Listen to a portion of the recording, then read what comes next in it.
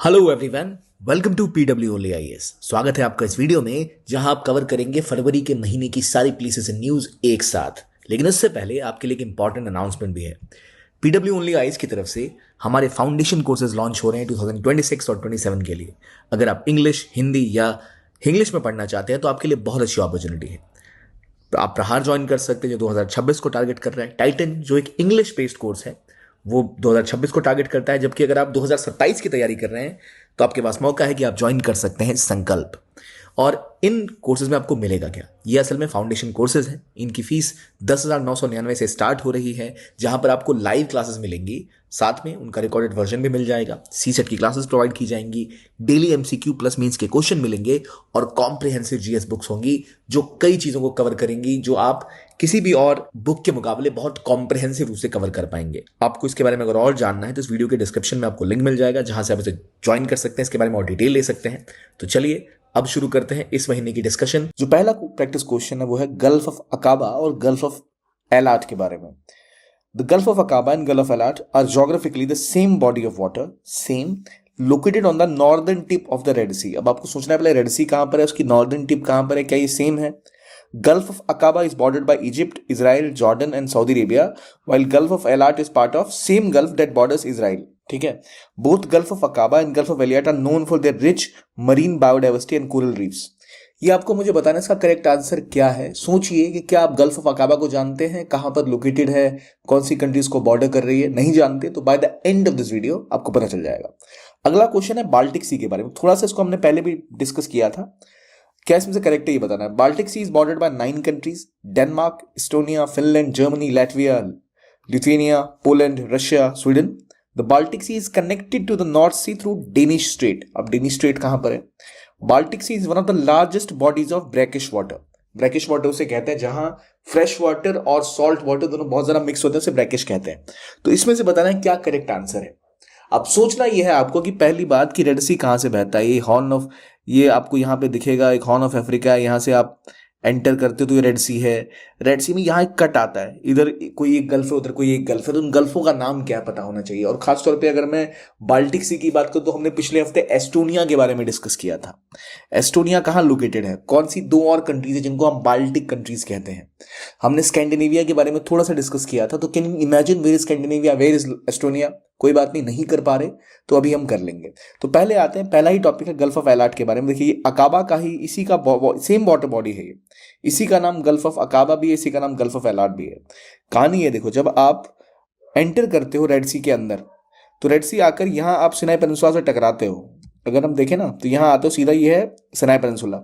Sinai peninsula वो जगह थी जिसके ऊपर एक टाइम में इजराइल ने 6 डे वॉर के बाद कब्जा कर लिया था, वॉज अंडर इजराइल्स कंट्रोल। लेकिन हुआ ये कि जब इन्होंने इजिप्ट के साथ अपने रिलेशंस नॉर्मलाइज किए तब उन्होंने सिनाई पेनिनसुला वापस कर दिया था इजराइल ने। तो अभी presently under the control of Egypt. तो सिनाई रेड सी सीधा आता है, टकराता है सिनाई पेनिनसुला से। यहाँ से 2 रास्ते निकलते हैं। एक है ये गल्फ ऑफ स्वेज वाला रास्ता जो सीधा जाता है स्वेज कनाल में, और स्वेज कनाल से आप पहुंचते हो ऊपर मेडिटेरेनियन सी में।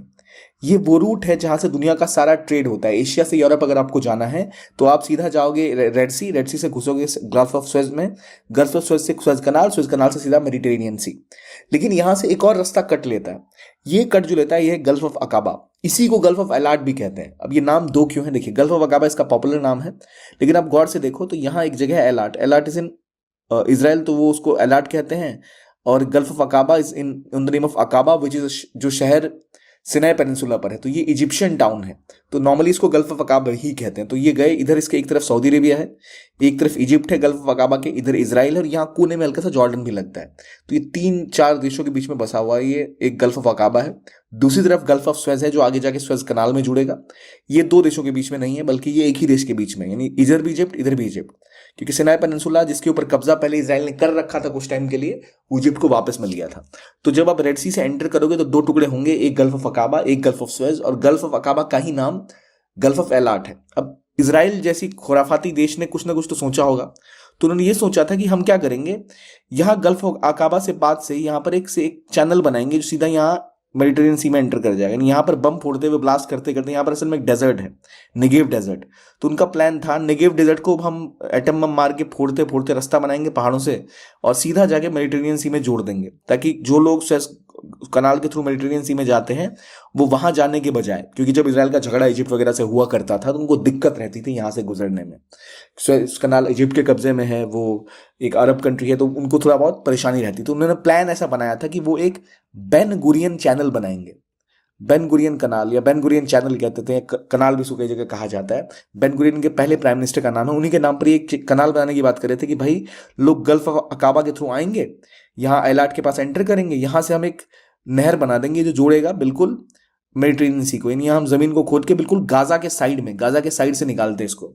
तो कहा यह भी जाता कि कहीं गाजा को खाली कराने के पीछे इजराइल का यह मकसद तो नहीं कि बेन गुरियन कनाल को वो या बेन गुरियन चैनल को वो एक्टिवेट करना चाहते हैं जो गल्फ ऑफ अकाबा को जोड़ेगा मेडिटेरेनियन सी से। हालांकि बहुत फार फेस्ट आइडिया था, ये पहले सोचा गया था, रियलाइज करना इसको नामुमकिन के बराबर है। ये सब काम सिर्फ चाइना जैसे देश कर सकते हैं, वो भी बहुत मुश्किल है क्योंकि यहाँ बहुत ज्यादा एक टेरिटरी आपको तोड़ के बिल्कुल उसमें से रास्ता निकालना पड़ेगा। पर बेन गुरियन कनाल कहाँ पर सिचुएटेड है या बेन गुरियन चैनल कहाँ पर है, ऐसा कुछ पूछा जाए तो वो इजराइल का एक अटेम्प्ट है, प्लान था कभी कि वो गल्फ ऑफ अकाबा को या गल्फ ऑफ एलाट को जोड़ेंगे किससे, मेडिटेरेनियन सी से। तो आपसे अगर पूछा जाए कहां पर गल्फ ऑफ स्वेज है, कहां पर गल्फ ऑफ अकाबा है, कहां पर गल्फ ऑफ एलियट है, तो आपको पता लग जाएगा। अब न्यूज में क्यों है, न्यूज में इसलिए है कि यहां पर पता चला कि कोरल रीफ नहीं रहते थे यहां पर अक्सर, लेकिन अब देखा गया कि यहाँ के पानी में कोरल रीफ दोबारा वापस आ रहे हैं क्योंकि यहाँ क्लाइमेट चेंज की वजह से एग्जिस्ट करना उनका मुश्किल हो गया था। रेलेवेंट न्यूज वो नहीं है, रेलेवेंट न्यूज ये है कि कहां पर है गल्फ ऑफ अकाबा, कहां पर है gulf of Eilat, Ben Gurion channel कहां पर है और स्वेज कनाल से कौन कनेक्ट करता है, ये हम समझ गए। देखो इसी से ना आगे जाओ तो नाइल रिवर यहाँ बह के आ रही है, फेमस वाली, तो इजिप्ट में है। ये क्लैरिटी आपको आई गेस हो गई होगी, जॉर्डन भी यहीं पर है। ठीक है, आई होप इट्स क्लियर ना। Moving to next topic which is about International Organization of Aids to Marine Navigation. इसको लेकर न्यूज ये है कि इंडिया को इसकी वाइस प्रेसिडेंसी मिली है और ये होता क्या है तो सिंगापुर में। ठीक है, ये एक ऐसी ऑर्गेनाइजेशन है, इसको marine aids to navigation and lighthouse authority भी कहते हैं। लाइट हाउस अथॉरिटी वो होती है जब समुद्रों में शिप्स चलते हैं तो बड़े बड़े पोर्ट्स के पास लाइट हाउस लगे रहते हैं जो वहाँ मैनेज करते हैं, कोई एक्सीडेंट ना हो जाए, किसी को सिक्योरिटी थ्रेट ना हो जाए। इसका हेडक्वार्टर सेंट जर्मेन फ्रांस में है। ये एक इंटर गवर्नमेंटल ऑर्गेनाइजेशन है जो 34 देशों ने रेटिफाई की, तब बनी थी। पहले ये जो नॉन गवर्नमेंट ऑर्गेनाइजेशन है ये पहले स्टैब्लिश हुई थी, फिर ये एक कैसी बॉडी बन गई, फिर ये इंटर गवर्नमेंटल ऑर्गेनाइजेशन बन गई। देखो नॉन गवर्नमेंटल ऑर्गेनाइजेशन और इंटर गवर्नमेंटल ऑर्गेनाइजेशन में एक फर्क होता है। एनजीओ में सरकार का रोल नहीं होता, नॉन स्टेट होती है। आईजीओ में वो स्टेट का पार्ट होती है, तो वो डिफरेंट है। Harmonise and marine merits to navigation it on globally ensuring safe environmentally friendly maritime navigation, इसका काम है। इंडिया का रोल ये है कि इंडिया इस काउंसिल मीटिंग में बैठेगा, अभी प्रेसिडेंट बन चुका है। पॉइंट ये है कि IALA क्या है, उसकी वाइस प्रेसिडेंटशिप इंडिया को मिली है। क्या करता है ये, तो मरीन एड यानी वो जो सहायता प्रोवाइड करनी होती है सेफ एफिशिएंट और नेविगेशन के लिए, कुछ शिप्स जो आने कॉमर्शियल शिप्स वो जा सके ढंग से बिना किसी खतरे के, बिना किसी नुकसान के, वो एम होता है इसका। ठीक है, is it clear? Hopefully it is clear. अब अगर आप नाव लेके आप निकलोगे तो कहीं तो जाओगे, आप जहां जाओगे वो जगह है Baltic Sea. Let's say you are entering Baltic Sea. अब बाल्टिक सी को अगर हम देखते हैं तो बाल्टिक सी कहां पर लोकेटेड है, Baltic Sea is located in this region, यहां पर यूरोप में। तो बाल्टिक सी के आसपास न्यूज क्या है, बाल्टिक सी में बोला जा रहा है कि जो अंडर सी केबल्स हैं जिनके थ्रू कनेक्टिविटी प्रोवाइड की जाती है इंटरनेट वगैरह की, उसको नुकसान पहुंचाया गया है। और कहा यह जा रहा है कि अंडर सी केबल्स में शायद जर्मनी और फिनलैंड का कुछ कनेक्शन है, इसकी वजह से दिक्कत हुई है। तो बाल्टिक सी के आसपास जो कंट्रीज उन्हें बाल्टिक कंट्रीज कहते हैं। तो वो देश कौन से हैं, वो है इस्टोनिया, लाटविया, लिथुएनिया और यहाँ पर छोटा सा कैलिनग्राड है जो रशिया का ही पार्ट है, यहाँ पर देख रहे हो ये। तो ये जगह जो है ना बहुत इंपॉर्टेंट है। यहाँ पर देखो नॉर्मली क्या है ना कि आप यहाँ नॉर्दर्न सी से एंटर करोगे, ठीक है, नॉर्दर्न सी से जब आप एंटर करना चाहोगे, यहाँ ये है नॉर्दर्न सी, ये इंग्लैंड के बाद वाला नॉर्दर्न सी से एंटर करोगे ना तो पहले आपको यहाँ से गुजरना पड़ेगा। ये जो इलाका है ये है डेनिश स्ट्रेट, इधर डेनिश स्ट्रेट है, ये डेनिश स्ट्रेट पार करके आप घुसते हो बेल्टिक सी में। अब बेल्टिक सी को पार करके आप आते हो गल्फ ऑफ फिनलैंड में। और गल्फ ऑफ फिनलैंड क्यों इंपॉर्टेंट है, क्योंकि यहाँ पर एक बहुत इंपॉर्टेंट पोर्ट सिटी है विच इज सेंट पीटर्सबर्ग, जो रशिया के लिए सबसे महत्वपूर्ण एक पोर्ट की तरह काम करती है, जहां से उनका मेजर ट्रेड होता है। तो अगर आप रशिया जाना चाहते हो, ट्रेड नॉर्मली जो होता है वो यही होता है कि आप इंडिया से अपने शिप्स लेके चलते हो, रेड सी में एंटर करते हो। रेड सी में एंटर करने के लिए आप पहले अरबियन सी में जाते हो, अरबियन सी से जाते हो गल्फ ऑफ एडन में, फिर आप घुसते हो रेड सी में, रेड सी में आगे जाओगे, घुसोगे गल्फ ऑफ स्वेज में, फिर घुसोगे स्वेज कनाल में, फिर आप घुसोगे मेडिटेरेनियन सी में। मेडिटेरेनियन सी पार करने के लिए आप जो ये रास्ता देखो, ये मेडिटेरेनियन सी है ना, यहाँ मैप में देखो, ये मेडिटेरेनियन सी है। यहां से निकलोगे ना, यहाँ पर एक स्ट्रेट है, इसे कहते हैं straight of Gibraltar. Straight of Gibraltar, straight of Gibraltar को पार करोगे, फिर यहाँ आप इंग्लिश चैनल को पार करते हुए नॉर्दर्न सी में एंटर करोगे। नॉर्दर्न सी के बाद आप डेनिश स्ट्रेट को पार करते हुए आप यहाँ से आओगे बाल्टिक सी में, फिर गल्फ ऑफ फिनलैंड से होते हुए तब आप पहुंचोगे सेंट पीटर्सबर्ग, यहाँ अंदर ये वाला हिस्सा। लेकिन अगर आपको यहाँ आने के बजाय फिनलैंड जाना है, तो आप गल्फ ऑफ फिनलैंड में जाने के बजाय एलान आइलैंड के पास से चक्कर काट के गल्फ ऑफ बॉथनिया में चले जाओगे। तो अगर आपसे पूछा जाए गल्फ ऑफ बॉथनिया कहाँ है, गल्फ ऑफ फिनलैंड कहाँ है, तो सेंट पीटर्सबर्ग से जोड़ो गल्फ ऑफ फिनलैंड को, और गल्फ ऑफ बॉथनिया को जोड़ो आप फिनलैंड की दूसरी साइड से। देखो इस मैप में ना बहुत आसान है फिनलैंड को पहचाना। ये जो कंट्री है जो टूट के अलग है, फिनलैंड है। इस तरफ जो है ये गल्फ बॉथनिया, इधर जो है gulf of Finland. Gulf of Finland आपको जोड़ता है पीटर्सबर्ग से, ठीक है। तो ये कहानी हो गई इस जगह की। अब देखो फिर से इसको डिटेल में देखते हैं। ये जो इलाका है, ये जो आप देख रहे हो, Finland, Gulf of Bothnia, Gulf of Finland, यहाँ पर सेंट पीटर्सबर्ग है जो बहुत इंपॉर्टेंट एक शहर है रशिया के लिए व्यापार के हिसाब से। फिर इस्टोनिया, लाटविया, लिथुआनिया जो इंपॉर्टेंट बाल्टिक कंट्रीज हैं। फिर यहाँ रशिया का कलिनिंग्राड है, नीचे पोलैंड, जर्मनी, फ्रांस। आप कॉन्टिनेंटल यूरोप में एंटर कर चुके हो उसके बाद। तो इस रीजन में कुछ गल्फ और है। गल्फ ऑफ रीगा अगर पूछा जाए कहाँ पर है, लाटविया के आसपास यहाँ एक छोटा सा ही गल्फ ऑफ रीगा है, ठीक है। तो Gulf of Bothnia, Gulf of Finland, Gulf of Riga, Baltic Sea और डेनिश स्ट्रेट जो बहुत इंपॉर्टेंट स्ट्रेट है वो कहाँ पर है। तो देखो ये इलाके डेनिश स्ट्रेट कहलाते हैं। यहाँ से अगर आप एंटर करना चाहोगे बाल्टिक सी में फ्रॉम नॉर्दर्न सी, तो आपको यहाँ से गुजरना पड़ेगा, सिरियस एंड ग्रीन बेल्ट। ये इलाका बहुत ज़्यादा नैरो है। तो नैरो होने की वजह से यहाँ से शिप जब निकलते हैं तो भाई खतरा हो सकता है किसी भी देश के शिप को, जब अगर उसके दुश्मन आसपास हैं तो। अब सेंट पीटर्सबर्ग इतना इंपॉर्टेंट पोर्ट शहर है रशिया का, जहाँ से उनका मेजोरिटी ऑफ ट्रेड होता है। आपको पता ही होगा स्वीडन वगैरह ने ज्वाइन कर लिया, फिनलैंड ने ज्वाइन कर दिया, अब क्या नेटो। नेटो ज्वाइन करने का मतलब है ये सारे बन चुके हैं रशिया के नंबर 1 दुश्मन। अब नेटो ज्वाइन करने के बाद यहाँ से कोई भी शिप अगर डेनिश स्ट्रेट से गुजरता है, तो इट कुड बी, अगर वो रशियन शिप है तो उसको खतरा हो सकता है। इसलिए रशिया की सांस अटकी पड़ी है। तो डेनिश स्ट्रेट कहाँ पर है, नॉर्थ सी को जोड़ता किससे है, वो बाल्टिक सी से। बाल्टिक सी में जो आगे हमने और गल्फ पढ़े, Gulf of Bothnia, Gulf of Finland, Gulf of Riga, कहाँ पर है ये क्लियर हो जाएगा। तो ये मैप में ही देखो यार, सिंपल है। इस मैप को दोबारा से देखो, इसमें एंटर करना है ना, यहाँ इंग्लिश चैनल है, ये नॉर्दर्न सी यहाँ पर आ गया। इसके बाद आप डेनिश स्ट्रेट पार करोगे तो आप एंटर करोगे बाल्टिक सी में। यहीं पर ये इलाका है गल्फ ऑफ फिनलैंड, ये है गल्फ ऑफ बॉथनिया, और यहाँ छोटा सा गड्ढा और देख रहे हो, it is gulf of Riga. तो ये आपको इस तरह से याद रह सकते हैं। अब यहाँ हुआ ये था कि जो ऑयल एक्सपोर्ट का रूट है यही है। सोचो ऑयल को कितना खतरा हो सकता है अगर कुछ प्रॉब्लम यहाँ पर क्रिएट हुई, इसलिए बड़ा इंपॉर्टेंट है ये। तो आपको बाल्टिक सी और ये पूरा रीजन पता होना चाहिए कहाँ पर है, किसको किससे जोड़ता है, बहुत रेलेवेंट है। Is it clear? Hopefully it is clear, ठीक है।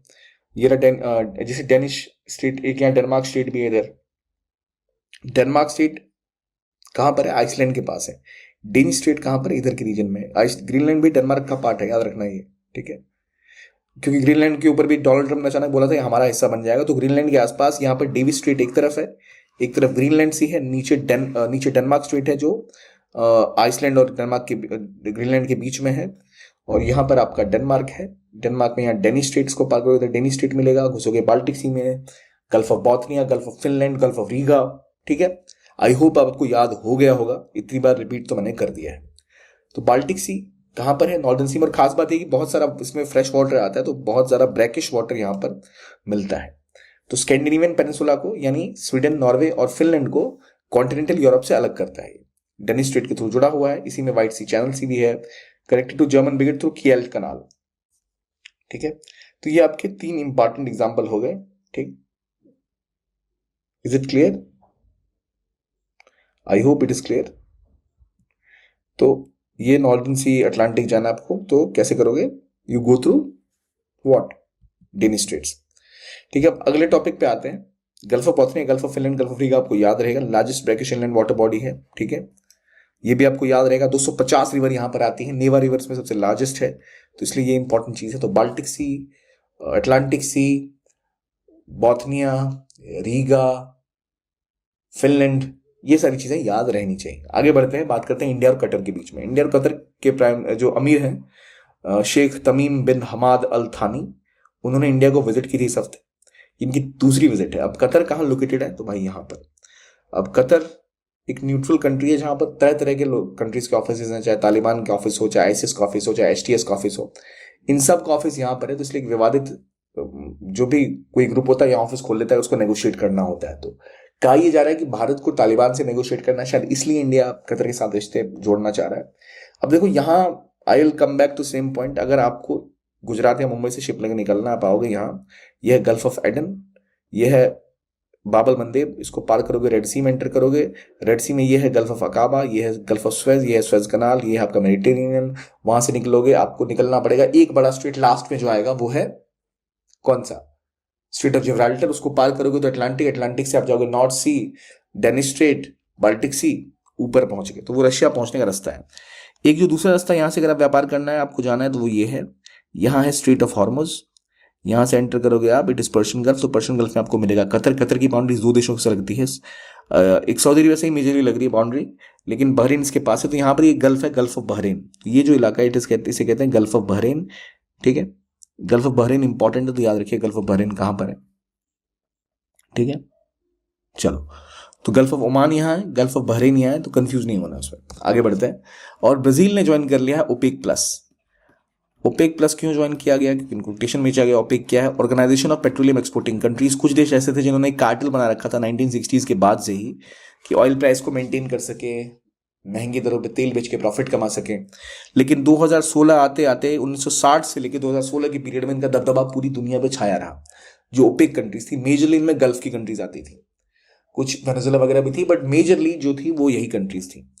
फिर अमेरिका ने बना लिया अपना खुद का शेल ऑयल का आउटपुट। बहुत सारा शेल ऑयल अमेरिका से निकल के मार्केट में आना स्टार्ट हुआ। जब अमेरिका का ऑयल मार्केट में आया तो ओपेक कंट्रीज को लगा कि भाई अब तो कुछ करना पड़ेगा, तो उन्होंने बनाया ओपेक प्लस, यानी जो बाकी सप्लायर है उनको भी साथ में लेके आ गए ताकि और ज्यादा दिक्कतें ना हो। तो ब्राजील की ज्योग्राफी देखोगे तो सिंपल है, साउथ अमेरिका ईजी है समझना। अगर साउथ अमेरिका को इमेजिन करो तो ये एक इस तरह का एक कॉन्टिनेंट है, ये जहां इसकी नाक निकली हुई इज ब्राजील। ऊपर आ जाओगे तो French Guinea, Suriname, Guyana, Venezuela, Colombia, Ecuador, Peru, Bolivia, Paraguay, Uruguay, Argentina, Chile. Simple नाम है, हम कई बार डिस्कस कर चुके हैं। यहाँ गैलापागोस आइलैंड है जो बहुत फेमस है किस व्यक्ति के लिए, चार्ल्स डार्विन, वो यही आइलैंड पे गए थे गैलापागोस में। तो याद रखिए साउथ अमेरिका के सारे देशों के नाम। ब्राजील ने ज्वाइन किया ओपेक प्लस। ओपेक प्लस के मेंबर अभी तक 23 हैं, जिनमें 12 ओपेक नेशंस हैं, plus Azerbaijan, Bahrain, Brunei, Kazakhstan, Russia, Mexico, Malaysia, South Sudan, Sudan, Oman and Brazil. These are the 23 members of OPEC plus. OPEC plus 2016 में बना था, लेकिन ओपेक की बात करें तो 12 कंट्रीज का ग्रुप है। इंडिया दोनों में से किसी का मेंबर नहीं। ऑब्वियसली इंडिया ऑयल खरीदता है तो ओपेक का मेंबर क्यों ही बनेगा। तो ब्राजील की ज्योग्राफी, ओपेक क्या है, ओपेक प्लस क्या है, गल्फ ऑफ बोथनिया का है, फिनलैंड का है, डेनिस स्ट्रेट का है, ये सब हमने समझ लिया है। तो अगर आपसे पूछा जाए कहाँ पर क्या लोकेटेड है, बता सकते हो। एक टॉपिक और है डेरियन गैप। डेरियन गैप काफी ज्यादा न्यूज में है। अगर आप साउथ अमेरिका से नॉर्थ अमेरिका जाना चाहते हो तो यहाँ एक जगह से कहते हैं डेरियन गैप। यहाँ पर एक बहुत बड़ी बॉर्डर क्रॉसिंग है और यूएसए ने अभी हाल में फोकस किया है डेरियन गैप के ऊपर कि भाई डेरियन गैप से बहुत से लोग पार करके एंटर करते हैं सेंट्रल अमेरिका में और वहां से यूएस घुसने की कोशिश करते हैं। जो टंकी रूट में बहुत बड़ा रोल निभाता है ये। कई लोग जो है वो कोलंबिया आते हैं और कोलंबिया से क्रॉस करते हैं कि डेरियन गैप में घुस के वो जंगल के अंदर वो पैनामा एंटर कर जाए और पैनामा से मैक्सिको और मैक्सिको से फिर वो अमेरिका में एंटर कर जाए। तो वो एक रूट है डेरियन गैप की। अगर बात आए तो कहाँ पर है Darien Gap, it is in almost Central America, जो आपके कोलंबिया और पैनामा को जोड़ता है। और यहाँ से बहुत ज़्यादा डंकी रूट में जो मूवमेंट ऑफ इलीगल इमिग्रेंट्स हैं जो अमेरिका एंटर करने की कोशिश करते हैं, वो अक्सर यहाँ पे अपनी फ्लाइट से आते हैं, फिर वहां से कनेक्टिविटी कॉरिडोर के थ्रू वो कोशिश करते हैं मैक्सिको तक जाने की और मैक्सिको से अमेरिका में एंटर करने की कोशिश करते हैं। तो ये सारे एस्पेक्ट याद रखिएगा। The Convention on the Legal Status of the Caspian Sea, signed in 2018, determines the maritime boundaries and resource sharing agreements among the littoral states. ये बात हो रही है कैस्पियन सी की। तो पहली चीज आपको ध्यान रखना चाहिए कि कैस्पियन सी का जिक्र जब आए तो वो कहां पर है। इस मैप में आप बता सकते हैं मुझे कैस्पियन सी कहां पर है। तो ये सांप जैसी बॉडी जो दिख रही है, इट इज कैस्पियन सी। अब सवाल पूछ रहा है कि convention on the legal status of the Caspian Sea sign हुआ 2018 में। इसके हिसाब से आसपास की मैरिटाइम बाउंड्री और रिसोर्स कैसे शेयर किया जाएगा इस सी का, वो डिसाइड किया गया। इनमें से कौन सी कंट्रीज इस कन्वेंशन की पार्टी है? Russia, Kazakhstan, Turkmenistan, Iran, Azerbaijan. Right, select the correct answer 1 2 3 4 1 3 4 5 2 3 4 5 या 1 2 3 4 5। आप मुझे कमेंट बॉक्स में बताइए इसका करेक्ट आंसर क्या होगा। क्या आपको पता है कैस्पियन सी के आसपास किन कंट्रीज की बाउंड्रीज लगती हैं? अब देखिए बहुत इंपॉर्टेंट है, यहाँ कई ऐसी कंट्रीज हैं जिसके थ्रू इंडिया कॉरिडोर बनाना चाह रहा है। जैसे इंडिया का INSTC कॉरिडोर यहीं से पास होता है, international north south transport corridor. इसके बाद अशगाबाद एग्रीमेंट का एक कॉम्पोनेंट इसके आसपास से गुजरता है। फिर आप बात कर लो, हम जो चाबहार पोर्ट से कनेक्टिविटी बिल्ड करना चाहते हैं सेंट्रल एशिया की और यूरेशिया की, वहां पर भी कैस्पियन सी का इंपॉर्टेंट रोल है। तो इससे जुड़ी हुई जितनी भी चीजें हैं, जो भी लोकेशन है, उसका पता आपको होना ही चाहिए। तो बताइए कमेंट बॉक्स में इसका राइट आंसर क्या है। आज हम इसको डिस्कस भी करेंगे। जाते हैं सेकंड क्वेश्चन के ऊपर। The Svalbard Global Seed Vault, often referred as Doomsday Vault, एक वॉल्ट जहां पर बीजों को रखा जाता है कि अगर दुनिया कल को खत्म हो गई, बाढ़ आ गई, तूफान आ गई, हमारी जो मानव जाति है वो सर्वाइव नहीं कर पाई और कुछ लोग कहीं बच गए, तो उन्हें कहाँ से कुछ और बीज मिलेंगे जिसको बो के वो फिर से दोबारा एग्रीकल्चर की शुरुआत कर सके अगर कोई ऐसी दिक्कत आ गई तो उस केस में एक डूम्सडे वॉल्ट है, ग्लोबल फूड सिक्योरिटी को ध्यान में रखते हुए बनाया गया, जहां इंडिया से भी कुछ क्रॉप्स के सीड्स जाकर वहां जमा रहते हैं। तो आपको बताने इनमें से कौन सा करेक्ट ऑप्शन है। It is the Arctic Svalbard archipelago utilising permafrost for natural seed preservation. It is managed jointly by United Nations and Norwegian government. Its primary purpose is to provide seeds to farmers during crop failures and caused by climate change. The vault stores duplicate seed samples from gene banks worldwide to safeguard genetic diversity. इनमें से बताइए correct answer क्या है। 1 4 2 3 1 2 3 1 3 4 1 2 4। बहुत simple सी बात है, बात हो रही है डूम्सडे वॉल्ट की, स्वालबार्ड के बारे में। आज हम ये भी जानेंगे कि स्वालबार्ड लोकेटेड कहाँ है और क्या है ये सीड वॉल्ट, कैसे काम करता है। आप तत्काल ये सोचिए कि इसका क्या आंसर हो सकता है और कमेंट बॉक्स में एक बार मेंशन कीजिए कहाँ पर ये आपको लग रहा होगा। तो चलिए शुरू करते हैं आज की डिस्कशन। पहला टॉपिक है कैस्पियन सी। कैस्पियन सी में लगातार वाटर लेवल डिक्लाइन करता जा रहा है, पानी लगातार घटता ही जा रहा है और खासतौर पर पिछले 2005 के बाद से अगर हम देखें तो पिछले 20 सालों में लगभग 31,000 स्क्वायर किलोमीटर की इसमें कमी देखी गई है। वाटर लेवल इतना घटता जा रहा है, कैस्पियन सी डिक्लाइन कर रहा है। ऑलरेडी सेंट्रल एशिया के पास एक और वाटर बॉडी एरल सी जो थी वो लगभग खत्म सी हो चुकी है, जहां एक डेजर्ट बनता जा रहा है एरल सी की जगह पे। तो कैस्पियन सी में भी हम यही कमी देखते जा रहे हैं, जो दिखाता है किस हद तक क्लाइमेट चेंज प्रभाव कर रहा है चीज़ों को, किस तरह और दिक्कतें आ रही हैं। ये परेशानियां बढ़ाएंगी सेंट्रल एशियन कंट्रीज़ के लिए जिनके पास ऑलरेडी कोई सी रूट नहीं है, ओशन नहीं है जिससे वो ट्रेड कर पाए। कैस्पियन सी इंपॉर्टेंट वाटर सोर्स है, कनेक्टिविटी बढ़ाता है, यहाँ भी पानी कम होता जा रहा है। तो अगर मैं आपसे पूछूं पहली बात, कैस्पियन सी को कौन कौन सी कंट्रीज बॉर्डर करती है, क्या उज्बेकिस्तान इसके बॉर्डर पर है? तो आपका जवाब होगा नहीं। उज्बेकिस्तान किसके साथ बॉर्डर शेयर करता है? उज्बेकिस्तान और कजाकिस्तान के बीच में यूके, दो देश हैं जो एरल सी के आसपास बाउंड्री शेयर करते हैं। अगर हम बात करें कैस्पियन सी के बारे में, तो कैस्पियन सी की बाउंड्री शेयर होती है किस किस के बीच में? कजाकिस्तान, रशिया, ईरान, अजरबैजान और तुर्कमेनिस्तान। यानी अगर आप इसको ठीक से स्प्लिट करें तो कैस्पियन सी के आसपास के देशों का नाम होता है तारिक। तो अगर तारीख की बात करोगे तो आपको तारीख से याद हो जाएगा कि कैस्पियन सी के आसपास की कंट्रीज तारीख है: तुर्कमेनिस्तान, अजरबैजान, रशिया, ईरान और कजाकिस्तान। उज्बेकिस्तान यहाँ नहीं है। उज्बेकिस्तान आपको कंफ्यूज करने के लिए किया जा सकता है, एरएलसी में उज्बेकिस्तान और तुर्कमेनिस्तान और कजाकिस्तान की बाउंड्री आती है। तो ये है कैस्पियन सी। वोल्गा रिवर भी यहाँ इससे जुड़ी हुई आप यहाँ देख सकते हो, ये वोल्गा रिवर का पाथ हो गया। तो रशिया, अजरबैजान, यहाँ से आपका INSTC कॉरिडोर जाता है, INSTC कॉरिडोर यहीं से गुजरता है, जो अजरबैजान के बाकू शहर से होकर गुजर रहा है। तो इसलिए भी रेलेवेंट है। तुर्कमेनिस्तान के साथ हमारी तापी गैस पाइपलाइन के ऊपर बात चल रही थी, जो नहीं हो सकी ऑब्वियसली पाकिस्तान अफगानिस्तान के विवाद की वजह से। कजाकिस्तान से हमारा यूरेनियम का एग्रीमेंट है। तो इन तरह के कारणों से बहुत रेलेवेंट हो जाता है कैस्पियन सी हमारे लिए। और इसके आसपास कनेक्टिविटी कॉरिडोर हम डेवलप और करना चाहते हैं। हम सेंट्रल एशिया के महत्वपूर्ण रिसोर्सेज तक एक रूट क्रिएट करना चाहते हैं कि चाइना के अलावा वो हमें भी रिसोर्सेज बेच सके। उनको भी ज़रूरत है, हमें भी ज़रूरत है कि वो बेचना चाहते हैं, हमें खरीदना है, उनको खरीदार चाहिए, हमें बेचने वाला चाहिए जो सस्ती दरों पे हमें दे सके ये संसाधन, जिसमें सेंट्रल एशियन कंट्रीज टॉप पर दिखती हैं। बात सिर्फ इतनी सी नहीं है, बात ये भी है कि इसके अलावा कुछ और रीजन्स भी हैं, जैसे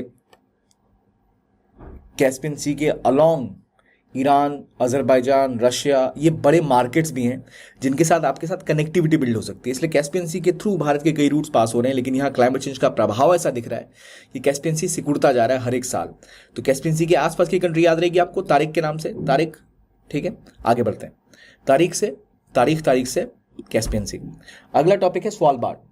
स्वालबार्ड क्या होता है? स्वालबार्ड का मतलब है एक सीड वोल्ट। सीड वोल्ट का मतलब क्या होता है? सीड वोल्ट मतलब है कि कोई भी ऐसी लोकेशन जहां पर आप बीज को रख सको। अब इंपॉर्टेंट पॉइंट ये कि बीज क्यों रखे जाते हैं। अगर मान लो कल को धरती पे कोई आपदा आ गई और सारे जो हमारे पेड़ पौधे हैं सब नाश हो गए, तो कहाँ से फिर हमें अगले क्रॉप्स के लिए बीज मिलेंगे? वो बीज दुनिया के जितने भी महत्वपूर्ण पेड़ हैं, जो जगह हैं, उनका ऑलरेडी एक लोकेशन है जहाँ वो स्टोर रहते हैं, वो है स्वालबार्ड में। स्वालबार्ड असल में आप देखो ग्रीनलैंड के पास यहाँ पर एक छोटा सा आइलैंड का इलाका है। ये असल में नॉर्वे के गवर्नमेंट के कंट्रोल में ये इलाका, नॉर्वेन कंट्रोल में आता है। ये रहा स्वालबार्ड और यहीं पर है सीड वोल्ट।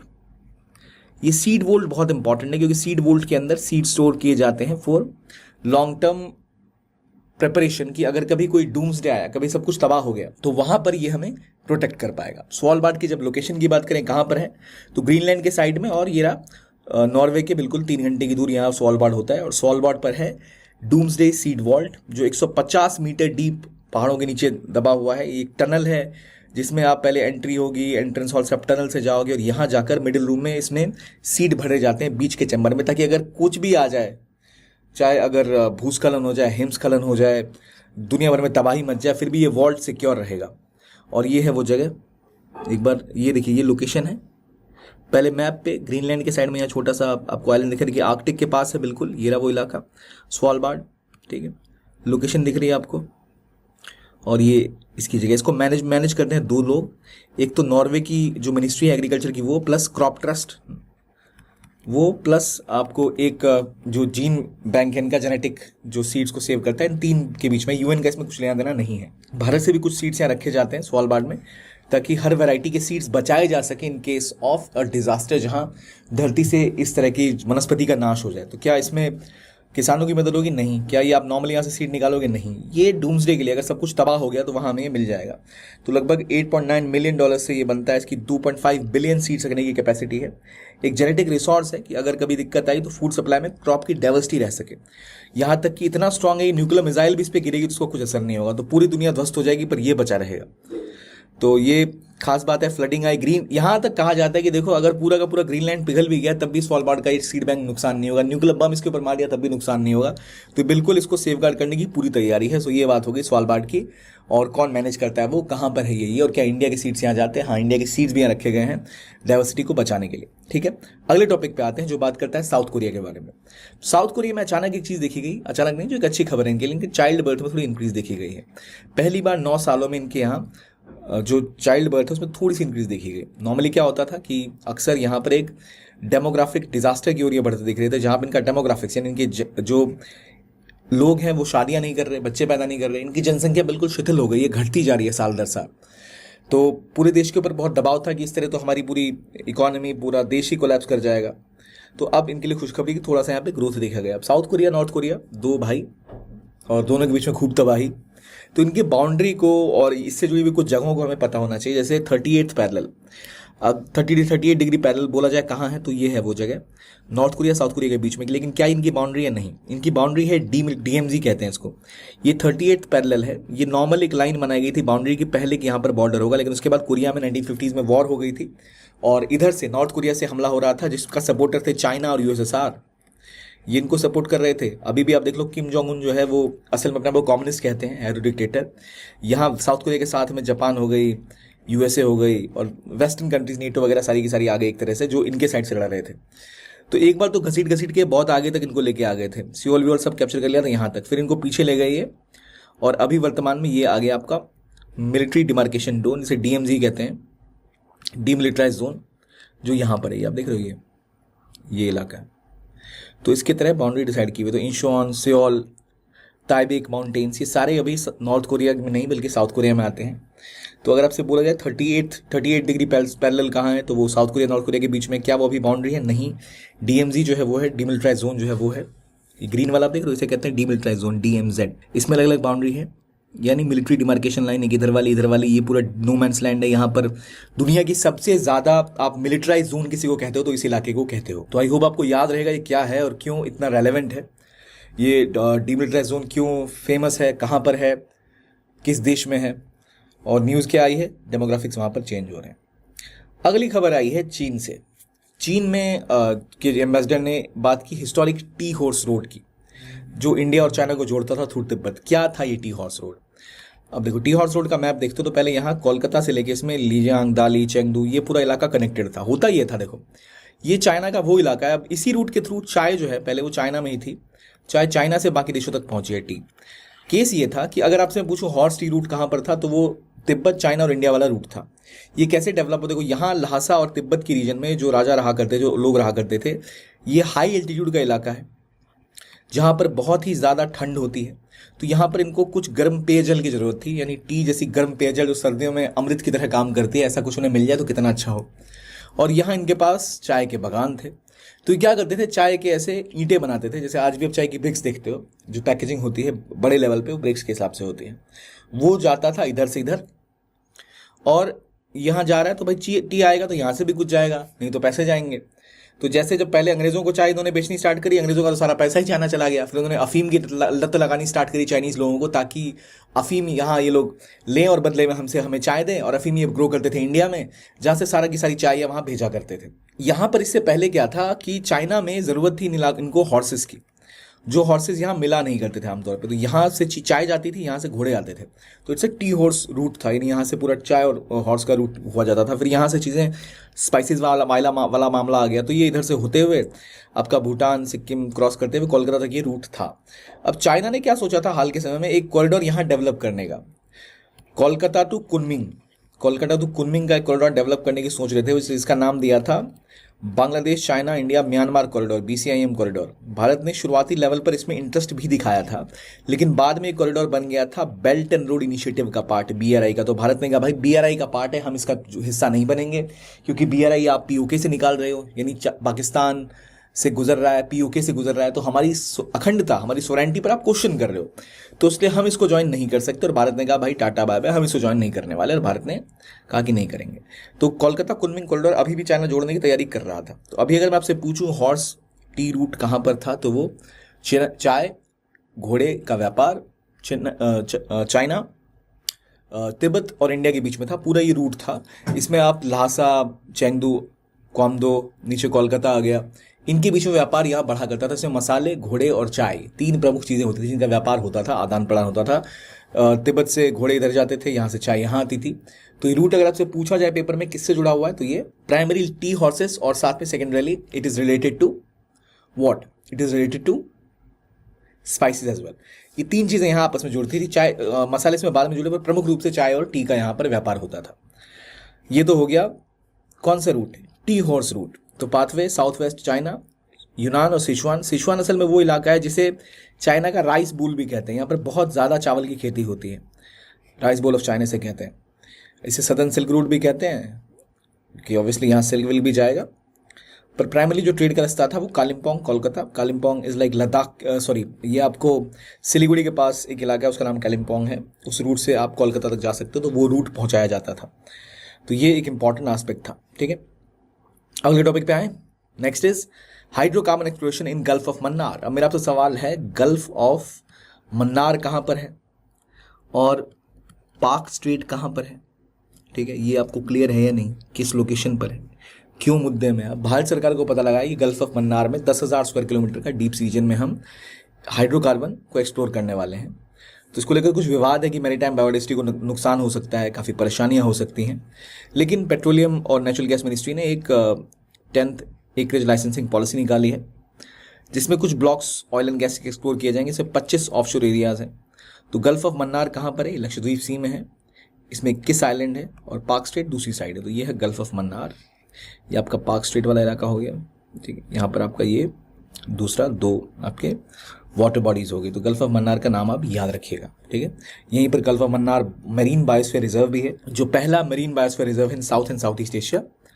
जो मरीन एंड मैमल्स हैं जो लगभग इंडेंजर्ड हैं, वो सारे के सारे काफ़ी लेवल पे यहाँ रहते हैं। चाहे डुगोंग की बात कर लें, सी टर्टल्स की बात कर लें, ये दुनिया का यूनिक फॉसिल बेलंगोसिस भी यहाँ पर आपको देखने को मिलता है। तो इसलिए जो ये रीजन है, तो अगर आपसे पूछा जाए बेलेनो ग्लोसस कहाँ पर है, आपसे पूछा जाए इंडिया के आसपास डुगोंग और सी टर्टल्स की इंपॉर्टेंट लोकेशन कहाँ पर है, तो आपको पता होना चाहिए वो है गल्फ ऑफ मन्नार में, Gulf of Mannar marine biosphere reserve, अब गल्फ ऑफ मन्नार की लोकेशन याद रखिए, ये आपका श्रीलंका से तमिलनाडु की साइड आओगे या केरला की साइड जाओगे, किस साइड है वो, यानी आप यहाँ नीचे केरला की साइड आओगे, तमिलनाडु की साइड थोड़ा उधर देख लें, केरला यहाँ पर है, तो इस साइड खिसक के आओगे तो आपको गल्फ ऑफ मन्नार देखने को मिलेगा।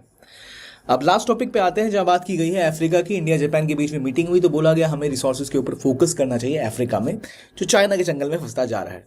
रिसोर्सेज कहाँ कहाँ क्या क्या है अफ्रीका में, जरा उसको भी देख लें। तो देखिए कुछ ना एक ऐसी चीज़ें होती हैं जो टॉप मिनरल्स हैं दुनिया के, जो बहुत ज़्यादा जरूरी है देशों के लिए, जैसे जिप्सम हो गया, पेट्रोलियम तो सबको पता ही होता है, लेकिन इसके अलावा आपके लिए जैसे कॉपर, कॉपर के मामले में दुनिया में टॉप मोस्ट में से एक है DRC, democratic Republic of Congo.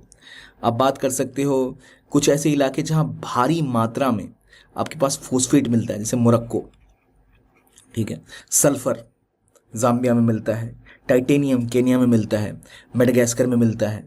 तो ये सारी चीज़ें जो है, जहाँ जो इंपॉर्टेंट रिसोर्सेज हैं उसकी एक लिस्टिंग है इसमें, जहाँ आपको कौन कौन से इंपॉर्टेंट रिसोर्सेज कहाँ कहाँ मिलते हैं वो लिस्ट किया गया है, ताकि आप इसको देख के ये कंपेयर कर सकें कि अगर आपसे पूछा जाए किस रीजन में क्या मिलता है तो वो आप डिफाइन कर सको। बाकी कई देशों में अफ्रीका के क्रिटिकल मिनरल्स मिलते हैं जिनके ऊपर चाइना की बुरी नज़र पड़ी हुई है, जो इन देशों में काफ़ी ज़्यादा निवेश पहले से करके बैठा हुआ है, जैसे मैंगनीज, निकल, प्लेटिनम, कॉपर, ग्रेफाइट, कोबाल्ट। अगर हम कोबाल्ट की बात करें तो डेमोक्रेटिक रिपब्लिक ऑफ कॉन्गो में अगर आप देखो तो कोबाल्ट और कॉपर दोनों का बहुत बड़ा भंडार है। ठीक उसी तरह अगर आप कैमरून में देखो तो यहाँ भी कोबाल्ट का भंडार आपको देखने को मिलेगा, जाम्बिया में कोबाल्ट का भंडार देखने को मिलेगा, बोट्सवाना में आपको कोबाल्ट का भंडार देखने को मिलेगा, थोड़ा बहुत मोरक्को में भी कोबाल्ट का भंडार देखने को मिलेगा। कोबाल्ट क्यों ज़रूरी है, कोबाल्ट किस चीज़ में काम आता है,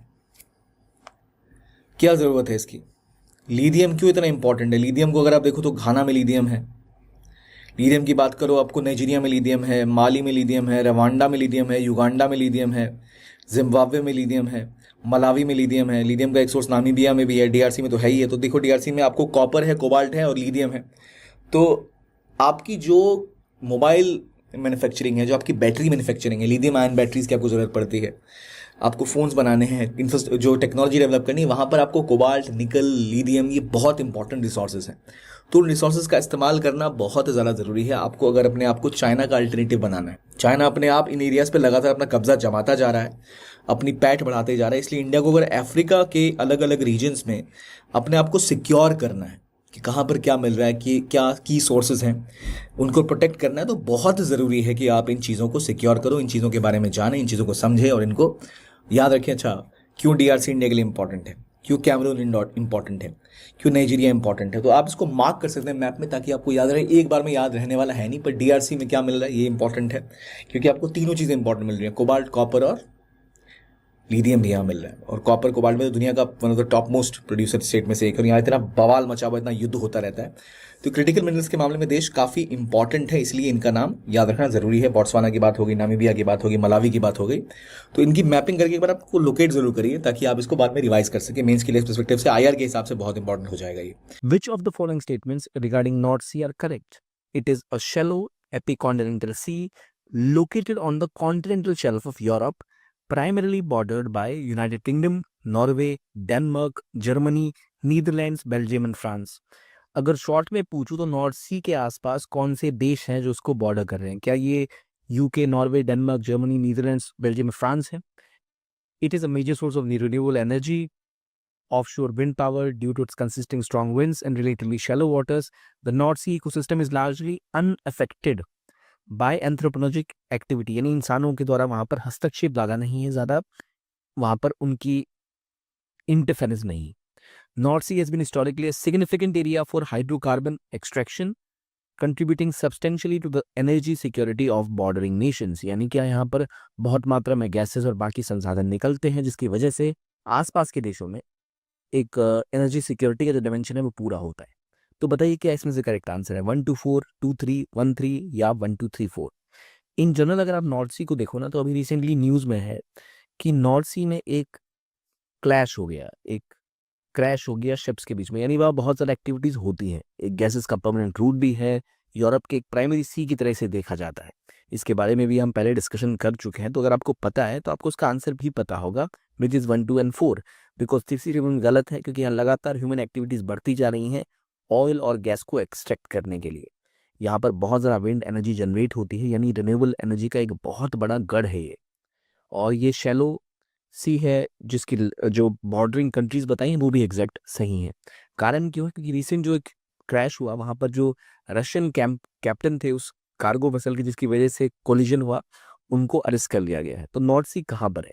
तो देखिए, यूके के बाद को जो इलाका है नॉर्वे के साथ से नॉर्थ सी कहते हैं। ये वो इलाका है जहाँ आपको यूके, नॉर्वे, डेनमार्क, या आपको जर्मनी दिख रही है, नीदरलैंड्स, बेल्जियम और फ्रांस की वो इलाके हैं जो इंग्लिश चैनल से इसको कनेक्ट करते हैं। और यहाँ से आप आगे जाएंगे तो आपको जो सेंट पीटर्सबर्ग है वो इलाका भी अगर आपको कनेक्ट करना है तो आपको नॉर्थ सी से ही गुजरना पड़ता है। तो बहुत इंपॉर्टेंट है यूरोप की इकोनॉमी के लिए, यूरोप की एनर्जी सिक्योरिटी के लिए, यूरोप की कनेक्टिविटी के लिए नॉर्थ सी। तो जब भी नॉर्थ सी की बात हो, ध्यान रखिए नॉर्वेजियन सी से नीचे और इंग्लिश चैनल क्रॉस करके आप पहुंचेंगे सबसे पहले नॉर्थ सी में। तो उस लिहाज से बहुत इंपॉर्टेंट लोकेशन है। और कहाँ पर है? बॉर्डरिंग कंट्रीज कौन सी हैं? France, Belgium, Netherland, Germany, Denmark, और इधर आपको नॉर्वे दिखेगा, यहाँ आपको यूनाइटेड किंगडम दिख रहा है, ब्रिटेन। तो ये पूरा सिस्टम कौन कौन से इलाके से नॉर्थ सी गुजरती है, कौन सा वो इलाका। देखिए यहाँ से अगर आप नॉर्थ सी को देखें तो ये वो इलाका है जहाँ से आप इजीली एंटर करेंगे तो आप जाएंगे सेंट पीटर्सबर्ग, जो रशिया का सबसे इंपॉर्टेंट पोर्ट है। ये आपकी बाल्टिक सी वाली कंट्रीज हैं, ये आपकी कॉन्टिनेंटल यूरोप वाली कंट्रीज हैं। यहाँ आपका इंग्लिश चैनल आ गया, ये आपका यूके आ गया, ये आयरलैंड आ गया। यहाँ पर आपका आइबेरियन पेनिनसुला है जिसके अंदर पोर्टुगल और स्पेन है। तो यूरोप के जो प्रमुख लोकेशन है, यानी आप इसको नीचे आओगे तो यहाँ स्ट्रेट ऑफ जिब्राल्टर है। तो आप इसमें एंटर करोगे, France, Belgium, Netherland, Germany, Poland, यानी वर्ल्ड वॉर 2 का जो स्ट्रक्चर था जहाँ वॉर लड़ी गई वो किस दिशा में हुई वो भी पता आपको लगेगा। इटली की हम यहाँ बात करें तो आपको ये दिखेगा यहाँ पे एड्रियाटिक सी का इलाका है। तो इस तरह से जब भी आप किसी लोकेशन को देखें तो कोई न्यूज़ में अगर आया कि नॉर्थ सी में एक शिप का कोलिजन हुआ है जो काफ़ी न्यूज़ बना रहा है, तो पहली चीज़ तो दिमाग में आनी चाहिए, भाई नॉर्थ सी है कहाँ पर? नॉर्थ सी की सराउंडिंग कंट्रीज कौन सी हैं? कौन से देशों के बीच में नॉर्थ सी है? और नॉर्थ सी के आसपास कौन सी बड़ी वाटर बॉडी है? अगर आप उसको याद कर सकते हैं तो चीज़ें आपके लिए कंपैरेटिवली आसान रहती हैं। अगले टॉपिक पे जाते हैं जो बहुत ज़्यादा न्यूज़ में है, बलूचिस्तान का, जहाँ पर एक ट्रेन हाईजैक हुआ है। तो पहली बात, बलूचिस्तान कहाँ पर है? जफर एक्सप्रेस को वहाँ की बलूचिस्तान लिबरेशन आर्मी ने हाईजैक कर लिया। 400 से ज़्यादा पैसेंजर थे उस पर सवार, जिनमें से लगभग 250 को कैप्चर किया गया। क्लैरिटी नहीं है अभी तक कि वहाँ पर क्या हुआ, कितने लोगों की जान गई, क्या हुआ, आर्मी कैसे लड़ी। लेकिन अगर हम जो पेपर के हिसाब से देखें तो पहली चीज़ पता होनी चाहिए हमें, बलूचिस्तान है कहाँ पर? तो वो पाकिस्तान में है। असल में पाकिस्तान का ये वो राज्य है जो ऑलमोस्ट 60% ऑफ पाकिस्तान, अगर आप देखें ना जोग्राफिकली, तो इसका 60% का जो हिस्सा है वो एक ही राज्य से बनता है, विच इज़ बलूचिस्तान। बाकी आपके जो इनके रेस्ट ऑफ द राज्य है, सिंध, पंजाब और खैबर पख्तूनख्वा, उनसे कहीं बड़ा है बलूचिस्तान, बहुत इंपॉर्टेंट है। बहुत से रिसोर्सेज यहाँ पर है और यहीं से गुजरती है CPEC, China communist China Pakistan economic corridor, जो BRI का पार्ट है। ये यहाँ पर नीचे एक डीप सी पोर्ट बनाया गया है जिसका नाम है ग्वादर। इसको चाइना के काशगर से जोड़ती है और जहाँ से चाइना ने एक बहुत बड़ा अपना एक रूट बना रखा है चीज़ों को कनेक्ट करने के लिए। तो यहाँ अगर कोई भी गड़बड़ होती है तो उसका प्रभाव सीधा सीधा इस पूरे चाइना के इन्वेस्टमेंट पर भी पड़ता है, जहाँ 48 बिलियन डॉलर्स के आसपास, around 48 billion dollars have been invested by China in this corridor. तो आप सोचोगे भाई इतना अच्छा कॉरिडोर है, बलूचिस्तान को फायदा होता होगा, पर नहीं। इन शिप्स में, इन रोड्स में, ये प्रोजेक्ट्स में बलूची लोगों को कोई फायदा नहीं है। संसाधन निकाले जाते हैं, या तो वो चाइना जाता है या फिर इनके पंजाब प्रोविंस में खर्च किया जाता है, जिसका फायदा बलूची लोगों को कभी नहीं मिलता। इसीलिए बलूचिस्तान एक ऐसा इलाका है जहाँ हमेशा कॉन्फ्लिक्ट होता रहता है। खासतौर पे बलूचिस्तान लिबरेशन आर्मी एक ऐसी ऑर्गेनाइजेशन है जो कंसिस्टेंटली पाकिस्तानी आर्मी को टारगेट करती रहती है। ये अगर आप देखिए अभी जो ट्रेन का था वो रोका कहाँ गया, तो पहरो कुंदरी और जो गादलदार का इलाका है वहां पर इसको रोका गया था इस रूट पर। तो यहाँ पर वो क्वेटा और इसके बीच का इलाका है जहाँ पर इसको रोका गया। ये लार्जेस्ट प्रोविंस है और यहाँ पर लगभग 65 पासेज इस हाईवे के करीब, तो जहाँ पर इस ट्रेन को रोका गया और इससे लोगों को अगवा किया गया, जो एक बहुत ही ज्यादा खतरनाक तरीके का हाईजैक था। इस इलाके की अगर हम बात करें तो ब्रिटिश गवर्नमेंट के टाइम में यहाँ पर रेलवे लाइन बनाई गई थी, मशकफ टनल, यानी टनल में एंटर करने से पहले इसको रोका गया, फिर उसके बाद से अगवा किया गया। टनल का यूज किया गया ऐसा प्लेस जहाँ से वो इसको हाईजैक कर पाए, तो काफी न्यूज में रहा। तो पॉइंट ये कि अगर आपसे पूछा जाए BLA बलूचिस्तान कहाँ पर है, तो वो आपको पता है पाकिस्तान में सबसे लार्जेस्ट प्रोविंस है इनका। जफर एक्सप्रेस की बात हो रही, इसे हाईजैक किया गया। BLA क्या है? तो BLA 2011 से एक एक्टिव मिलिटेंट ग्रुप है, एक सेपरेटिस्ट ग्रुप है जो पाकिस्तान से बलूचिस्तान की आज़ादी की बात करते हैं। बलूचिस्तान कहीं कहीं बालूचिस्तान या फिर LU और से भी रिप्रेजेंट किया जाता है। और इसका एक खास तौर पे एक सुसाइड स्क्वाड अलग से है, इसका नाम है मजीद ब्रिगेड। तो अक्सर ये सबसे बड़ा इलाका सबसे रिसोर्स रिच होने के बावजूद पाकिस्तान का सबसे पूरेस्ट रीजन है, और इसकी वजह है पाकिस्तान की पॉलिसी। इस पॉलिसी से परेशान रहे हैं और अक्सर अपनी आज़ादी की डिमांड करते रहे हैं। इवन जब पाकिस्तान बना भी था तो ये कलात प्रोविंस जो यहाँ पर था उसने अपने आप को एक तरह से इंडिपेंडेंट डिक्लेयर कर दिया था और ज़बरदस्ती उसके ऊपर पाकिस्तान ने कब्जा किया था।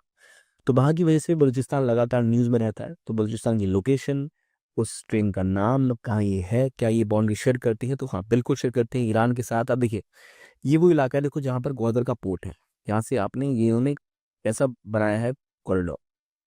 अब देखो ये जो इलाका बलूचिस्तान वाला इलाका है ना, यहाँ पर जो अफगानिस्तान और ईरान का हिस्सा है यहाँ भी बलूची लोग रहते हैं। लेकिन क्योंकि ये लोग 3 देशों में बटे हुए हैं तो उनकी जो डिमांड है अक्सर देश बनाने की वो हमेशा थोड़ी सी कमज़ोर पड़ जाती है। वरना बलूची लोग बहुत ज़्यादा पावरफुल है, बहुत बड़ी संख्या में है। पावरफुल इन द सेंस उनके पास लड़ने की क्षमता है, रिसोर्सेज है, पर उन रिसोर्सेज का फ़ायदा उन्हें नहीं मिलता, जिस वजह से बहुत सी दिक्कतें इन्हें झेलनी पड़ती हैं। तो ये हो गई बलूचिस्तान की बेसिक कहानी।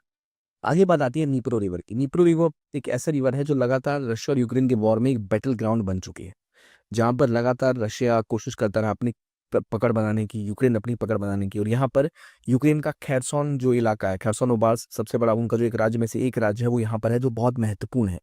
और इस पर कब्जा करने के बाद ही रशिया बहुत मजबूत होता है इस इलाके में। तो यहाँ से बहती है नीप्रो रिवर, जो यहाँ की चौथी सबसे बड़ी रिवर है यूरोप की, जो रशिया, बेलारूस और यूक्रेन से होकर गुजरती है, उसके बाद ब्लैक सी में जाके समाहित होती है। इसके ऊपर कई सारे इंपॉर्टेंट प्रोजेक्ट्स हैं और ये बहुत इंपॉर्टेंट रूट है जिसके थ्रू ट्रांसपोर्टेशन होता है इस पूरे इलाके में। तो ये एक डिफेंस लाइन की तरह काम करती है रशिया यूक्रेन वॉर में, जहाँ पर इस जगह से काफ़ी ज़्यादा सहायता और मूवमेंट लोगों की हो पाती है। तो अगर हम नीप्रो रिवर की बात करें तो कहाँ से बहती है, तो ये नीपर या नीप्रो रिवर है जो आपको दिखेगा ये रही, यहाँ से चलती हुई आ रही है रशिया से बेलारूस, बेलारूस से अब आते यूक्रेन और फिर ये एंटर करती है आपके ब्लैक सी में। ठीक है, ये वो रिवर है नीप्रो रिवर।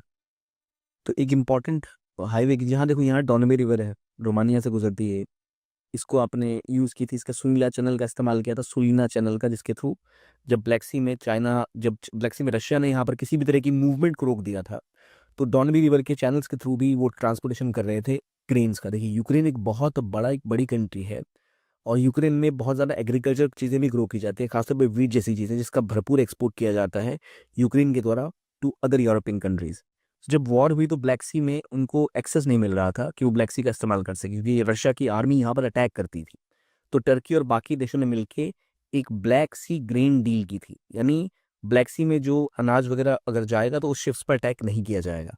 पर यूक्रेन के उन शिप्स के भी ऊपर बाद में रशिया ने अटैक करना स्टार्ट कर दिया, तो फिर आखिरकार इन्होंने यहाँ पर एक डॉनबी के पास एक सुलीना चैनल है उसका इस्तेमाल करना स्टार्ट किया था। तो डॉनबी भी न्यूज़ में थी और नाइपर भी रिवर न्यूज़ में थी। जो नाइपर रिवर है वो कहाँ कहाँ से गुजरती है, किस किस एक कंट्री से पास करती है, रशिया, बेलारूस, यूक्रेन, और बाद में आपके ब्लैक सी में मिलती है। पर सी ऑफ अजोव है, ये इलाका है क्रिमिया का।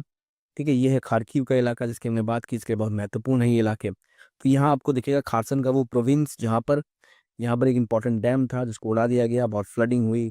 यहाँ पर ही ज़ैपोरिज़िया का न्यूक्लियर प्लांट है। तो नीप्रो रिवर काफ़ी ज़्यादा न्यूज़ में रहती है। आपसे पूछा जाए नीप्रो रिवर कहाँ जाकर समुद्र में मिलती है, तो वो ब्लैक सी है।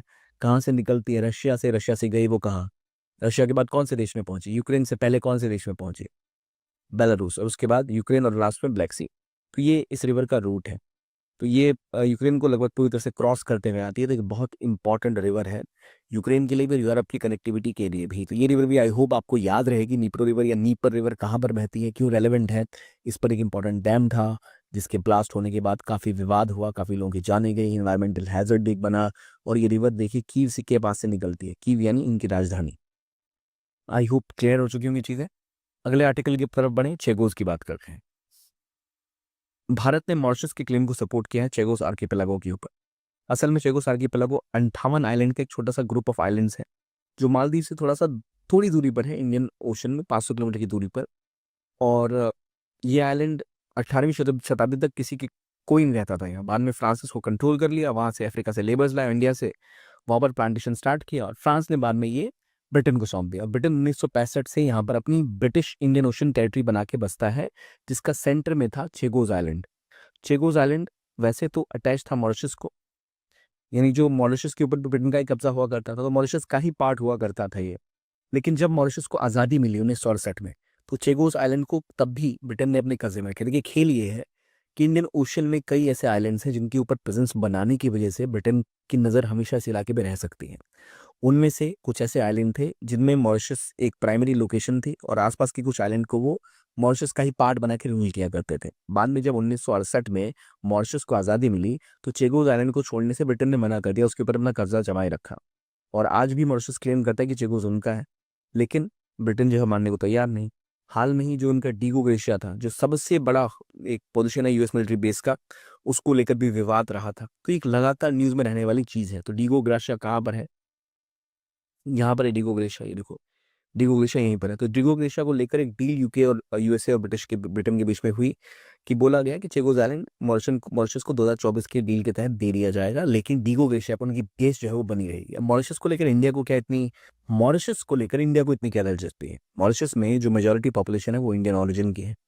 उनका यहाँ पर एक निवास रहा है काफ़ी सालों से। जो इंडेंजर्ड लेबर यहाँ पर रहते हैं वो काफ़ी सालों से यहाँ रह रहे हैं, इसलिए इनका एक इम्पॉर्टेंट रोल है यहाँ पर। और इसलिए भारत चाहता है कि भारत के संबंध यहाँ अच्छे रहें और इस इलाके पर भी भारत की पकड़ बनी रहे। तो देखिए कहाँ पर है मॉरिशस, ये मॉरिशस है मेडागास्कर साइड में, ये अफ्रीका का पार्ट है और इसी के आसपास आपको चेगोज आइलैंड देखने को मिलता है। ये देखिए, ये रहा मेडागास्कर, ये रहा मॉरिशस, ये रहा यूनियन आइलैंड, यहाँ पर आपको चेगोज आइलैंड बार बार न्यूज़ में देखने को मिलता रहता है। तो ये बात होगी इस न्यूज़ की।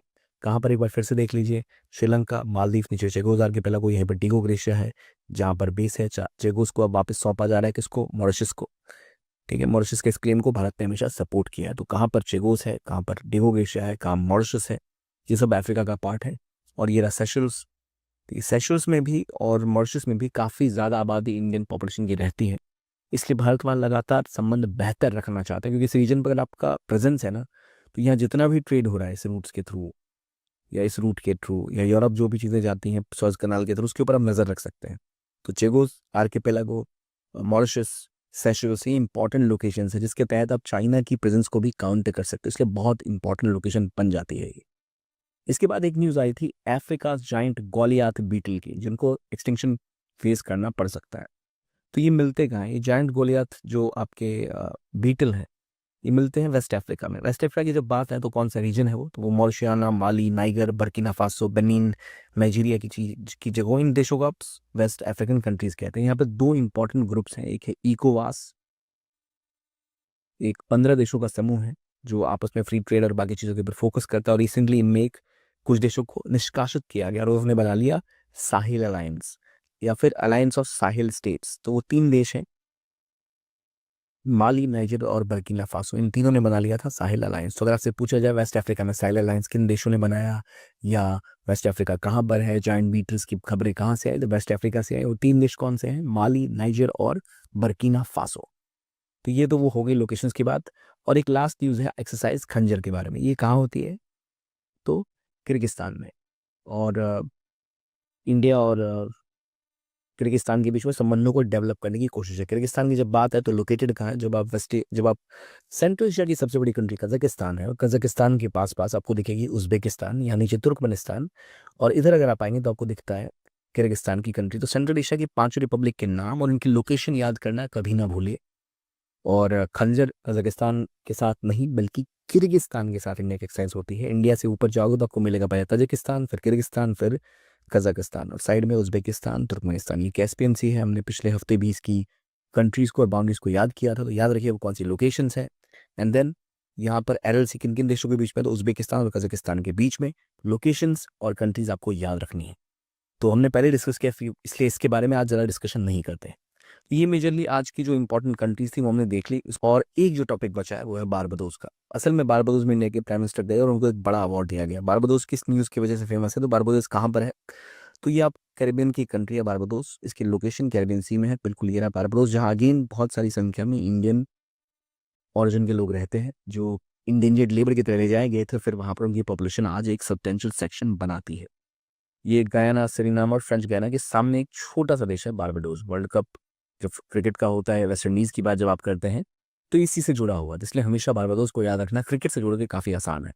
तो सर याद रखिए बारबाडोस की लोकेशन क्या है, कहाँ पे लोकेटेड है, क्या इसका रोल है, कैरेबियन सी में कहाँ पर ये लोकेटेड है। तो ये है बिल्कुल वेनेजुला के ठीक सामने बारबाडोस। वेनेजुला के विवाद गयाना के साथ और बाकी इलाकों के साथ भी रहे हैं, तो क्या इसकी कहानी है, इसको याद रखिए। देखिए मैंने बारबाडोस को ज़्यादा डिटेल में डिस्कस नहीं किया, क्योंकि इसको हम अगले हफ्ते डिटेल में करने वाले हैं कुछ और भी साउथ अमेरिका में अगर होता है कैरिबियंस में, तो इस पूरी रीजन को एक साथ एक वीडियो में हम करने की कोशिश करेंगे।